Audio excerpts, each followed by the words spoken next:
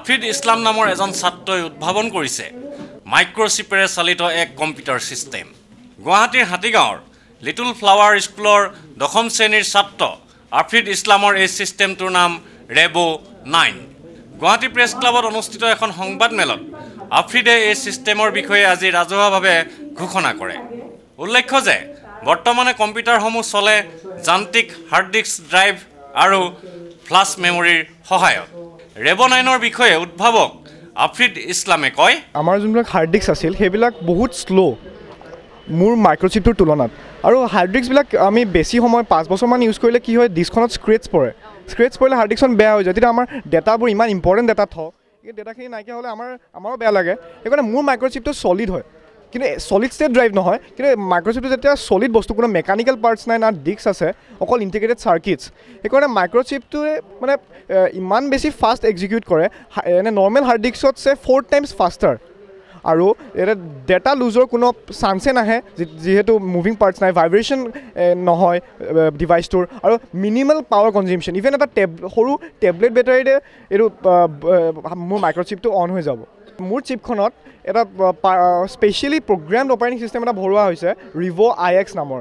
এই Reeve' operating চিষ্টেমখনে মানে 3খন world operating চিষ্টেমৰ ছফ্টৱেৰ মানে জগতখনত তিনিটা ভাগ আছে, এটা লিনাক্স ইউজাৰ্ছ, এটা উইণ্ড'জ ইউজাৰ্ছ আৰু এটা মেক ইউজাৰ্ছ।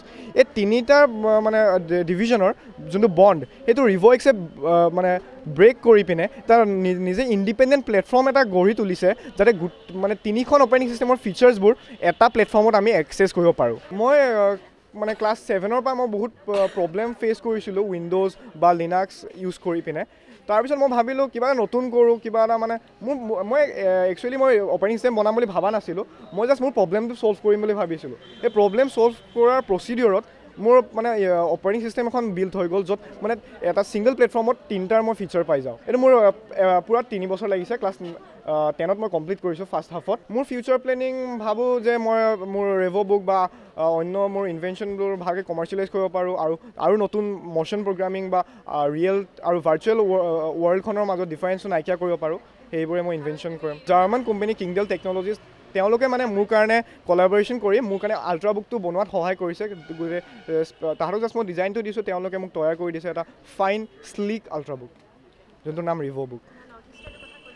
মই মাইক্ৰ'ছফ্টৰ প্ৰথমজন উইণ্ড'জ এম্বেডেড ছিষ্টেমৰ ডেভেলপাৰ। 180 ডেজৰ বাবে তেওঁলোকে মোক এপইণ্ট কৰিছিল উইণ্ড'জ এম্বেডেড ছিষ্টেমছৰ ইউজাৰ ইণ্টাৰফেচ ডেভেলপ কৰিবৰ কাৰণে। আৰু ৰিচেণ্টলি মই মাইক্ৰ'ছফ্টৰ ৱেব এপ্লিকেশ্যন ডেভেলপমেণ্ট যোনটো কম্পিটিশ্যন, তাতে মোক ইনভাইট কৰিছে চিয়াটেল আমেৰিকালৈ জুলাইত। আফ্ৰিদৰ ৰেব'9ৰ পেটেণ্টৰ বাবেও ইতিমধ্যে আবেদন জনোৱা হৈছে। ভিডিঅ' জাৰ্নেলিষ্ট সুশান্ত দাসৰ সৈতে অমৰদীপ গগৈ, চেণ্টিনেল নিউজ, গুৱাহাটী।